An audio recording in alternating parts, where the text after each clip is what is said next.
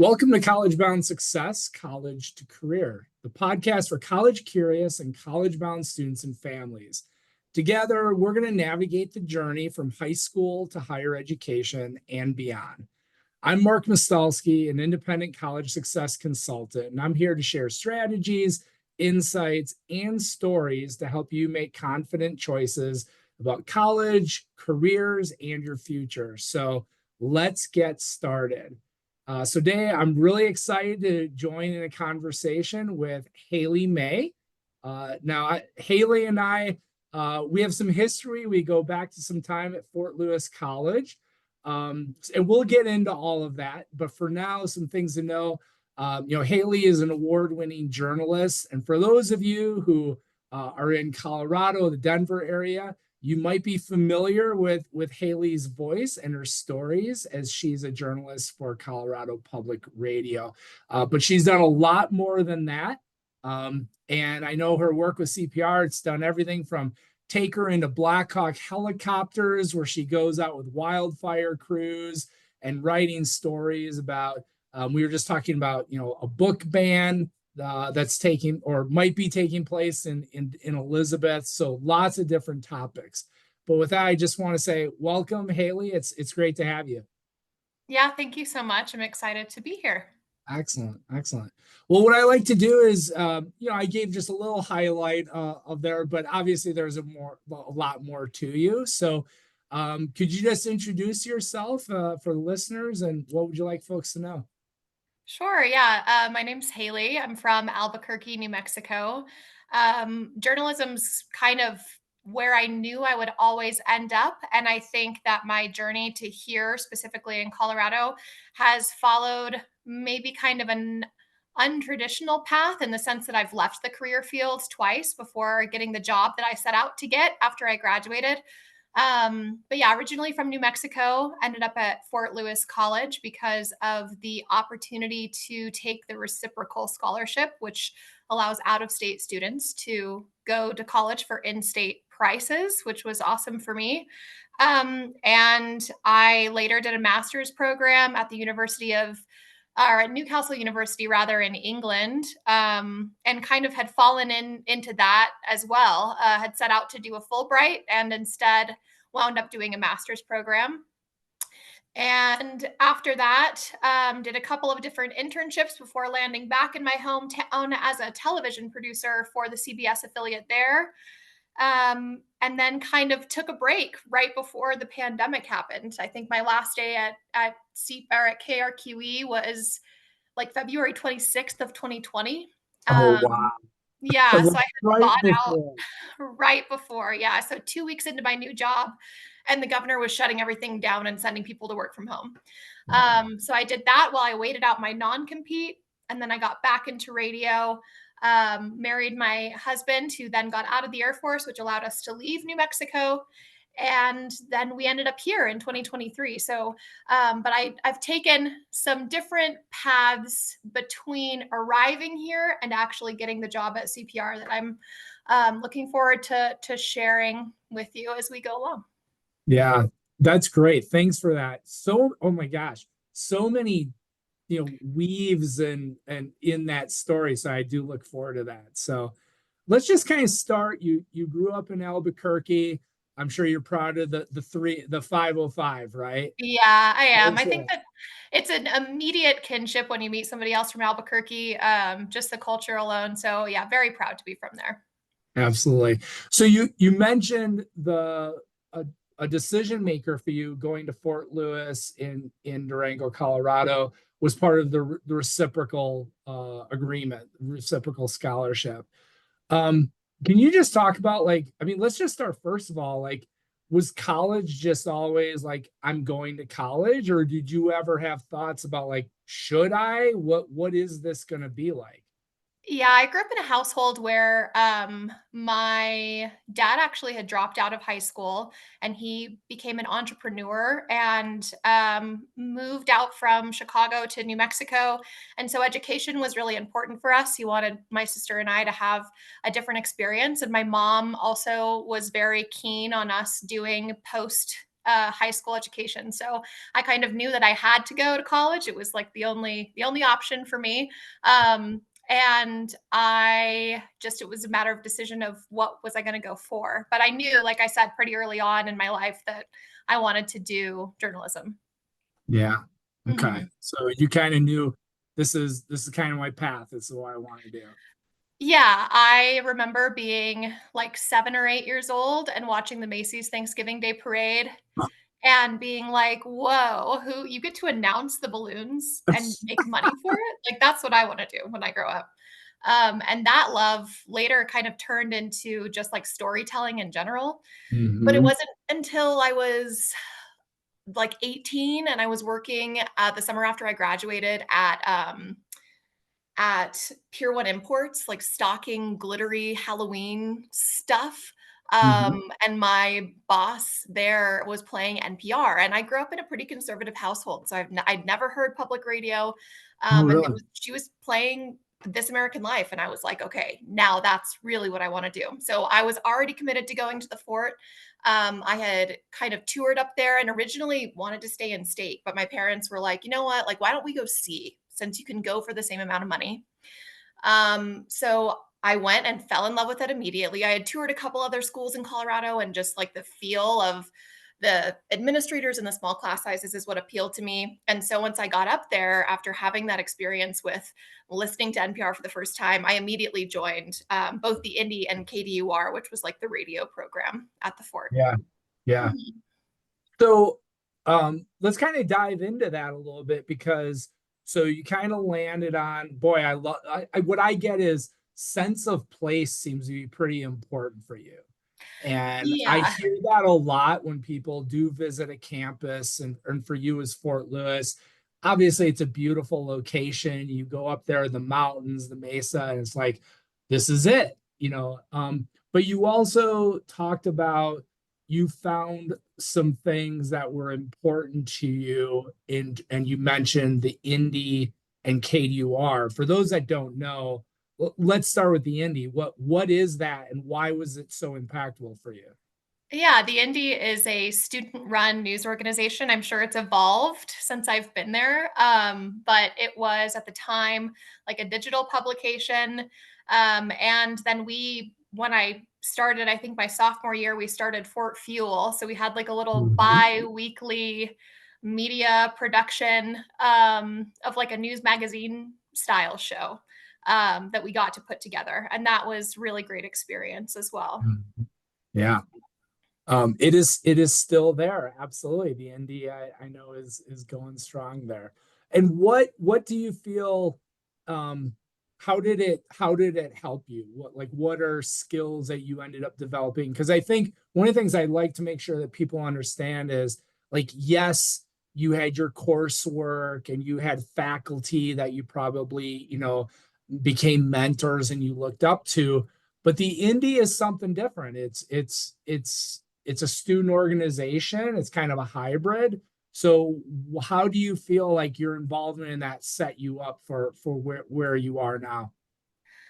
Oh man, it really gave me the foundation of skills that I needed. We had professors that were incredibly not hard on us, but I think they really wanted to make sure that we were coming out of our experience in those organizations with kind of the ability to be a one man band. I think journalism, specifically as a career, you have to kind of be able to do anything when you get out of college because you never know what opportunities are going to be available to you.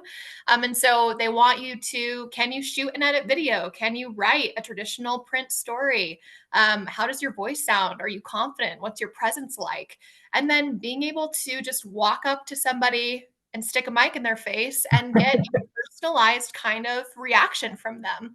So the Right. ability to be a good listener, what does that actually mean? And how are you listening to somebody to actually get a response from them, or are you just waiting for your next question? So all of those skills, I think foundationally, I got from my time at the fort.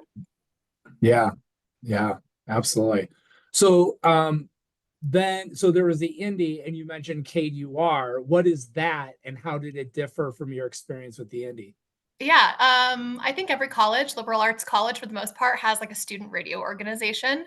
And it was originally just something that kind of sounded cool to me, right? Like I knew that I wanted to be on air, and that was an opportunity to do it. They let students kind of have their own music shows. And so I hosted a few different time slots throughout my time at the fort, which was great. You're kind of disc jockeying. Yeah. The old school way, popping in albums and CDs and reading underwriting. And I've still got that on my resume because when I apply for jobs in this industry specifically, those years at KDUR count specifically at CPR and have allowed me to get a higher salary because I've been doing it for as long as I have. So, yeah, I think college experience is maybe more valuable than people initially think it is when you're doing those kinds of things. I'm so glad you shared that. First of all, I was a KDR DJ as well. I had a Thursday morning 6 to 8 show. Uh, Nice. and I loved it. There's nothing like, first of all, you get to pick your own music, right? And Yeah. yeah. But I'm so glad you shared that you made the connection between something you did, years ago as a student that, it is still on your resume. It's not just about the skills, but it is still on your resume and has helped you mentioned like make more money and progress in your career. So that's a great example. Yeah, yeah, it was a lot of fun too. I mean, I look back at my time at KDUR specifically and like getting a call from somebody that's driving up to the mountain to go snowboarding Hmm. and like this track that you're playing is great. What is it? So, yeah, I think anytime that there's an opportunity to really be involved in your student experience outside of class is Yeah, gonna benefit you in the long run. absolutely. Absolutely. Yeah. So you mentioned that you kind of knew early on that you were going to go into journalism. So I want to change the question that I had for you just a little bit because journalism seems to have been changing here recently. And you also said not just journalism, but you said storytelling. And I feel like a lot of people are viewing the world of storytelling, journalism, and I think content creation as almost synonyms today. Yeah. What would you say to somebody who would say like, you know, journalism, anybody with a computer and a microphone can go do it? What would you say to that? Oh, well, I mean, I think that there are lots of different opinions in that sphere. I was recently in the field with somebody fresh out of college, and they were like, "Yeah, like my editor's just really stuck in the glory days of broadcast."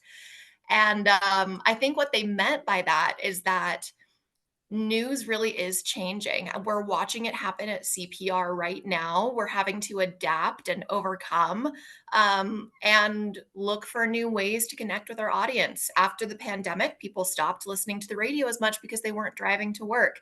Those numbers have never really recovered. But what they did start doing is listening to streaming through their phone, whether that's on Spotify or through an app. So all the big stations. I was previously working for iHeartRadio in Denver. They're moving more towards an app, and that kind of ability to say, what does it look like now for CPR? It means a daily news podcast called Colorado Today that just launched. Um, Mm-hmm. I wouldn't say that a phone and a platform necessarily make you a journalist. I think that what makes you a journalist is your ability to have integrity and ethics in your reporting. And there's a famous adage that goes, there's three sides to every story: yours, mine, and the truth. And as journalists, we deal in fact, right? So that's kind of the fun part of it, of putting these facts together to make a story and to not lead anybody in any direction. And it's becoming more and more difficult to find sources that do that and do that well. So I Mm-hmm. guess if the question is journalism still valuable with all of the content creation we have like TikTok? I think the answer is yes, because what we're doing is different than what you might see somebody on the street filming and talking about. Right, right. Um, Continue on the college piece. If you were to think back to your younger self, what is one piece of advice that you'd have given to yourself when it came to that college search and college process? Um, I think I was so concerned about what my future was going to hold. And there's a lot of nerves, right? When you're trying to decide where you're going to go, and it feels like it's such a big deal. And I think the advice that I would have given myself is like, as long as you stay true to yourself, you're probably going to land on the right path. When I chose Fort Lewis, it did not have a journalism program. Mhm. Everyone that wanted to do journalism or had an idea to be in broadcast or video creation, we all fell into the English communications track. But I knew that with the small class sizes, the opportunities to be a part of the Indie, the opportunity to be a part of KDUR, that it was still going to lend me to a journalism career, right? So I think just having that confidence in yourself to kind of carve out a path is the most important thing that I would have wish I would have told my younger self. Yeah, that's awesome. That's awesome. Well, my hope is somebody watching this heard those words of wisdom and they will take that to heart. So thanks for sharing that. Um, Sure. so let's then you're getting to the end of your career in college at Fort Lewis, and it's time for another transition, right? Like, what do I do after college? And I'm really excited to hear about this piece for you because in your intro, you mentioned a Fulbright, like pursuing a Fulbright, and then you ended up going to Newcastle. Take us through that. I mean, first of all, for those of you, what is a Fulbright and how did you go after that? I've kind of always had a bug to travel, and I used the opportunities that Fort Lewis provided throughout my college career. So I went and did a study abroad first in Coleraine, which is in Northern Ireland. I was there for like 8 months. And then I did another one my senior year because it was either graduate early, which I didn't feel like I was ready to do, or do a semester in France. So that's what I did. And during that semester in France, I was like, man, when I get back, I have to graduate. And I don't know if I'm like ready to be a real adult. So I started looking at other opportunities. What can you do? Master's degree, maybe, but man, they're expensive. And so I started looking into the Fulbright program. And what it is an opportunity often to teach or to student teach at institutions all across the world, whether that's at a college or if you're working with high school students. And I made it through, I think, till the last round at Newcastle to do some assistant teaching in their communications program. And then I didn't get it. But in order to Mm, do that process, I had to reach out to a bunch of professors and like show them some of the work that I'd done. And one of the professors I'd made a really good connection with, David Baines, was like, I know you didn't get the Fulbright, but I think that you would be a perfect addition for our cohort in the fall for this master's program in journalism. Why don't you apply? So I applied, and it was at the time, I don't know what the ranking is now, but it was the best journalism school in the UK. And I was like, man, there's no way I'm going to get into this program. But somehow I did, which was awesome. It was like the best news. amazing. And it was pretty small. There's like 25 of us international students. And my first thought was like, okay, how am I going to afford it? But it actually turns out, and this is the case for most institutions overseas, it's cheaper to do a master's program there. It's one full year of school in my case for 20 grand, and that includes your room and board and your tuition. I think if I had tried to go to like the Columbia School of Journalism or some sort of American equivalent, I would have been Yep. paying triple. I was So, at least, right? Yeah. yeah. Wow. Yeah. So So that's how I ended up there, and it was great. yeah, that's awesome. So what would you say you're now in graduate school at Newcastle, which higher ed looks different in different parts of the world, right? It What would you does. say was different about being a student? And I know it's graduate versus undergrad, so there's going to be that difference, but what would you say was different about being a student in the UK versus your experience in Durango? Oh man, well, expectations are very different in the UK, and the semester, the way it's broken down is different. So instead of being done at the end of the semester, you're studying over your winter break and you're taking exams when you get back. And that I remember was kind of an adjustment for me. But also the writing style is different. And then when we were taking ethics classes, all of the law stuff that we were going over was all British law. So how do you kind of interpret that Of and put it course, back? right? Yeah. Right. But I think just kind of culturally too, I was the only American on the cohort. It was pretty diverse. We had students from Indonesia, China, Colombia, the Netherlands, France, and then obviously the UK and Ireland. And so that really allowed me to have kind of an immediate perspective of other worldviews that I'd never really gotten to Mhm. have before, even when studying abroad in other places. And I think that in and of itself has made me easier to hire because I can say, like, yeah, oh, I can definitely communicate across multiple groups of people. I can make a friend with anybody. And that skill has gotten me hired outside of journalism as well. So, Yeah, absolutely. Wow, that's really fascinating. Um, One of the things I've come across when I've worked with people thinking about maybe going outside the US about college is they've shared concerns about, but what does it mean if I ultimately come back to the US? Is my degree any good, right? Will it be viewed as the same as if I went to a school in US? And I'm wondering, like you mentioned, how well regarded Newcastle is in terms of its program.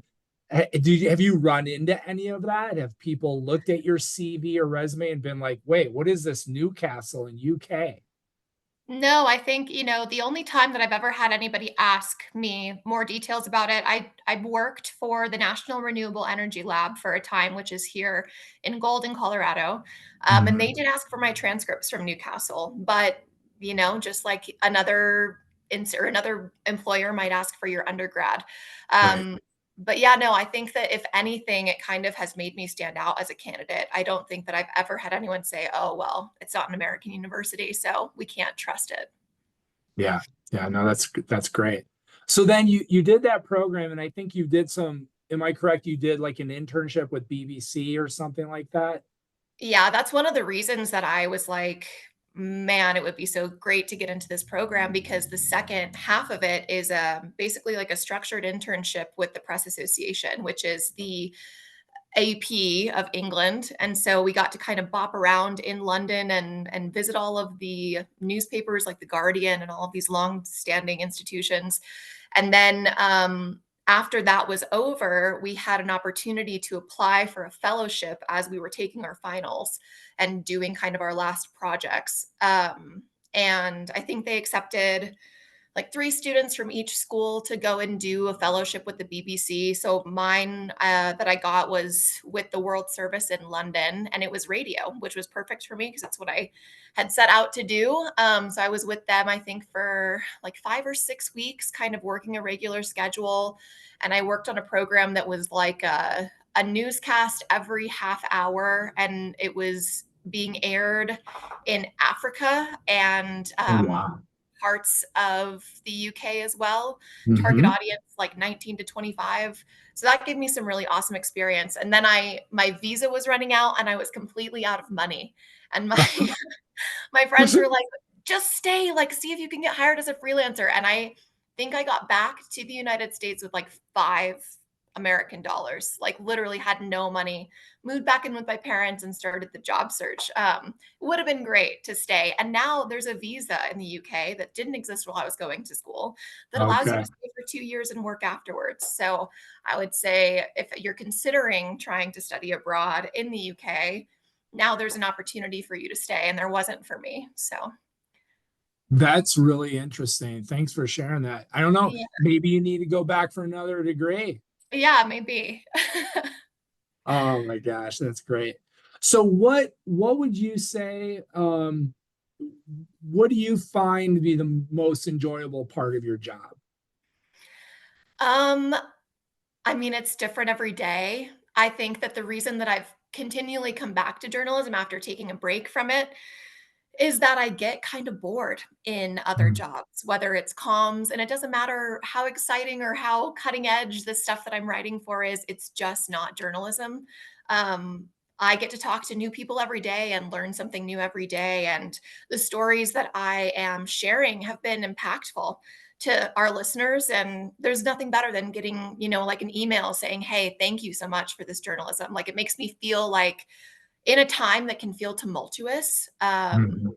politically and in every other way, economically, it's nice to hear that my day-to-day work is making other people feel informed or just an emotion. We get stories all the time of like, "Oh, that story made me cry," or "Man, I really needed a laugh today after work." And it's great to be a part of that. Yeah. No, I mean, just personally, it's what I listen to when I go into work. It's what I listen to on the way home from work. And I love hearing things like a Colorado postcard, which is just those short little snippets. But like seriously, every time I come away going, I had no idea about that, about Colorado. I didn't grow up in Colorado. But every single time I hear it, I'm like, I learned something, and that was really cool. Well, I'm so glad to hear that. That's really what our goal is, right? Is to help people understand the world that they're living in. So, Yeah, absolutely. Yes. So I think one of the things that we're encountering today is this discussion, at least in my world, being a college consultant, I do run up against, like, why should I go to college? AI is just taking over, like all this stuff. And could you speak to, yes, the world is changing. What would you say, even thinking back, at your time at Fort Lewis and Newcastle, what are skills that you learned that will, regardless of the career or industry you have, what what are the skills that you have that you've learned and built that will serve you well no matter what you're doing?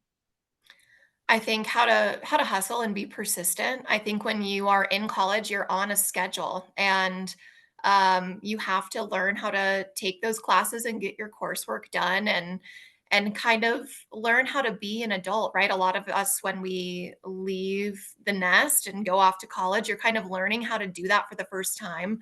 I think that the ability to balance kind of like a social life, because that's part of college too, right? Is like having Yeah. fun, meeting new people, with all of the hard work that you're doing, kind of sets you up for success later in life.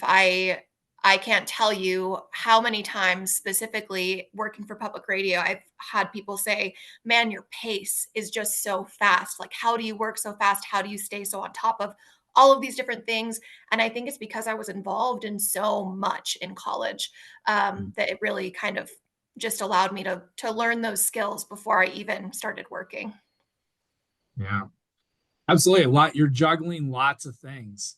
Which Yeah. is And that's part of, yeah, that's part of being an adult, like Mhm. being reliable and making sure that you're just like you're turning in papers and getting good grades on them, you're turning in assignments at work, and you're being a reliable person for your teammates. Right, right, absolutely. Oh, awesome. So, want to kind of wrap things up here, and I always like to ask guests, what is one piece of advice that you've received from a friend, a family member, a mentor, a coach, you name it, that just has really stuck with you that you would share with the listeners? Yeah, I would say don't take it personally. I think that we are in a world that is so much more, eh, it's like an attention economy, right? And so people maybe are a little bit more concerned about what other people are thinking of them, or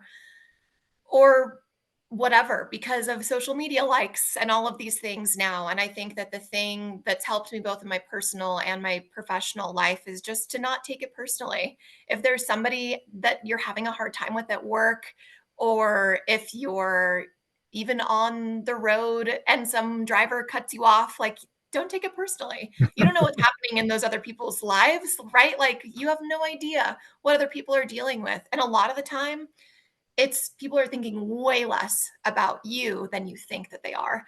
And if you can remember that and kind of apply that to every situation, your life is so much easier. All right, well said. Thank you. Thanks you for sharing that. Yeah. Well, before we wrap up, Haley, is there anything I didn't ask about or you'd like for us to know? Well, I do think that one thing we didn't get to really touch on is just kind of how hard it has been to leave and come back to a profession. I think a lot of Hmm. times with journalism, you set out and it's like, I'm going to make it to the top of my field. And it is cutthroat. Anyone that tells you that's in this business that it's not isn't telling the truth. Like, you really do have to work for it. You're dealing with big personalities, whether you're working in television or radio or print media, type A personalities, and everybody wants a piece of the pie. And you've really got to just say, I'm going to do it, but also kind of guard your heart. I got into this business because I wanted to tell stories. And when it felt like I wasn't really able to do that at the television station, and it was kind of like a misogynistic workplace, and it just Hmm. didn't feel good, I was like, this Mhm. isn't what I wanted to do. This isn't journalism. So I took a pause and I went and I worked comms and waited for my non compete to be up. I had to buy out of that contract. Um, Mhm. and then kind of bided my time. Once that was up, I was able to get back into radio and stay until we were ready to leave Albuquerque, New Mexico, that market, and move up to this market. And when my husband got his job here in Denver, which is why we originally moved in 2023, um, the only job that was available was a part-time gig. And the only reason that I knew about it is because I was cold call messaging news directors on LinkedIn and saying, "Hey, I'm moving to Denver. Here's Mhm. my tape. What do you think?" Mhm. And I Yep. finally got a bite, and somebody said, he said, "Okay, like, yeah, we can bring you on for part-time." And I talked to my old program director in Albuquerque, and I was like, "This is scary. Denver, it costs so much more to live in Denver. I'm not Mhm. going to be making full-time money." And he was like, "If you want to be in that market, you just need to go and trust that it's going to happen for you." So I was working 11 to 3 at KOA in Mhm. Denver, hosting like a midday anchoring shift. And then I was actually on my laptop in my apartment in our spare bedroom doing drive time radio in Albuquerque from 4 until 7. And I did it for 4 months, and then I was totally burned out. I was like, I can't do it anymore, Right. and kept a foot in the door at KOA, quit my job, my remote job in Albuquerque, and then ended up getting a job with the National Renewable Energy Lab and did Yeah. that for about a year until I could get hired at CPR. But I applied at Colorado Public Radio probably 3 or 4 times before it worked out for Mhm. me. So I think that when you graduate, you have this idea that, oh man, like, I'm the top of my class, or I've done so well, or I have all these experiences, and like, I'm going to get the job that I feel like I deserve. And it doesn't always happen that way. Sometimes you have to like find different avenues and find different paths, and just know that I set out when I graduated college thinking that after I got back from my master's degree, I was going to get a radio job in public radio, maybe even in Denver right away. And it didn't happen that way. It took me 8 years to climb the market and to, make a name for myself and to win some stuff, and then to finally get this opportunity here. And it took me a year and a half of being in Denver, readily available, hireable, before I got the job. So I would just say, like, don't give up. If you think that you have an idea of what your dream career is, it might not happen a year, 2 years, 3 years, 4 years out of college. It may be almost a decade, but I am so glad that I continued to come back to journalism because it has paid off so well. I feel good about what I do every day. I'm surrounded by really talented people, and I feel like I'm making a difference. I love my job, and I'm so glad that it's what I get to do. So, Yeah. Well, you are making a difference. And what I love from that summary, that story that you just shared, because you love being a storyteller. I mean, what I heard in there is a combination of, having a vision and a passion and trusting the process and also sticking with your values, right? It could have been something to stay in this place that maybe, wasn't, you know, the kind of environment you wanted, but to say no, it's time for something new, and I know something better is out there, and being persistent and sticking with it. It's obviously paid off for you and for us because we get to enjoy your work.